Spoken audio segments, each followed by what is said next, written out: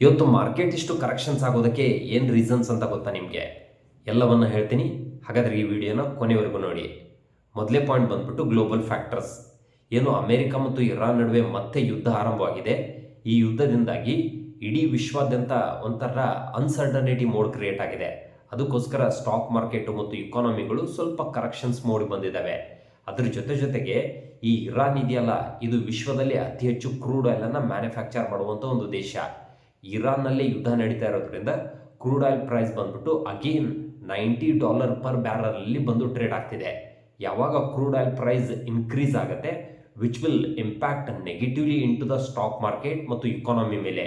ಯಾಕೆ ಅಂತಂದರೆ crude oil is the very essential raw material for petrol, diesel and gas. ಯಾವಾಗ crude oil price increase ಆಗುತ್ತೆ, automatically ಇವೆಲ್ಲ increase ಆಗುವಂಥ chances ಜಾಸ್ತಿ ಇರುತ್ತೆ.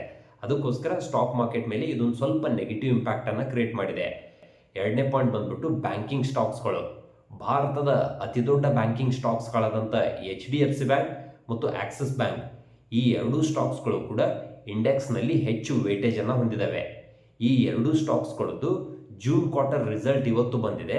ಎರಡೂ ಬ್ಯಾಂಕ್ಗಳ ನೆಟ್ ಇಂಟ್ರೆಸ್ಟ್ ಮಾರ್ಜಿನ್ ಮತ್ತು ನೆಟ್ ಇನ್ಕಮ್ ಎಕ್ಸ್ಪೆಕ್ಟೆಡ್ಗಿಂತ ಕಮ್ಮಿ ಬಂದಿದೆ. ನೆಟ್ ಇಂಟ್ರೆಸ್ಟ್ ಮಾರ್ಜಿನ್ ಅಂತಂದರೆ ಒಂದು ಉದಾಹರಣೆ ಮೂಲಕ ನಿಮಗೆ ಎಕ್ಸ್ಪ್ಲೇನ್ ಮಾಡ್ತೀನಿ. ನೀವೇನಾದರೂ ಬ್ಯಾಂಕಿಗೆ ಹೋಗ್ಬಿಟ್ಟು $1,00,000 ಡೆಪಾಸಿಟ್ ಮಾಡಿದ್ರೆ ಬ್ಯಾಂಕ್ ಅವರು ನಿಮಗೆ 5% ಇಂಟ್ರೆಸ್ಟನ್ನು ಪೇ ಮಾಡ್ತಾರೆ. ಅದೇ ಇನ್ನೊಬ್ಬ ವ್ಯಕ್ತಿ $1,00,000 ಲೋನನ್ನು ತೊಗೊಂಡ್ರೆ ಆ ವ್ಯಕ್ತಿಗೆ ಬ್ಯಾಂಕ್ ಅವರು 10% ಇಂಟ್ರೆಸ್ಟನ್ನು ಚಾರ್ಜ್ ಮಾಡ್ತಾರೆ. ಸೊ 10%ಅಲ್ಲಿ 5%ಅನ್ನು ಮೈನಸ್ ಮಾಡಿದ್ರೆ ಕೊನೆಗೆ ಬ್ಯಾಂಕಿಗೆ ಉಳಿಯೋದು 5% ನೆಟ್ ಇನ್ಕಮ್ ಉಳಿಯುತ್ತೆ. For that we call it as a net interest margin ಅಂತ ಕರಿತೀವಿ. ನೆಟ್ ಪ್ರಾಫಿಟ್ ಅಂತಂದರೆ ಸೊ ಎಲ್ಲ ಖರ್ಚು ವೆಚ್ಚಗಳನ್ನು ಮೈನಸ್ ಮಾಡಿ ಕೊನೆಗೆ ಏನು ಉಳಿಯುತ್ತಲ್ಲ, for that we call it as a net profit ಅಂತ ಕರಿತೀವಿ. ಈ ಎರಡು ನೆಟ್ ಇಂಟ್ರೆಸ್ಟ್ ಮಾರ್ಜಿನ್ ಮತ್ತು ನೆಟ್ ಪ್ರಾಫಿಟ್ ಈ ಎರಡೂ ಕೂಡ ಈ ಎರಡೂ ಬ್ಯಾಂಕ್ಗಳಿಗೆ ಜೂನ್ ಕ್ವಾರ್ಟರ್ನಲ್ಲಿ ಎಕ್ಸ್ಪೆಕ್ಟೆಡ್ಗಿಂತ ಕಮ್ಮಿ ಬಂದಿರೋದ್ರಿಂದ ಈ ಎರಡೂ ಸ್ಟಾಕ್ಸ್ಗಳು ಇವತ್ತು 5% ಕರೆಕ್ಷನ್ಸ್ ಆಗಿದ್ದಾವೆ.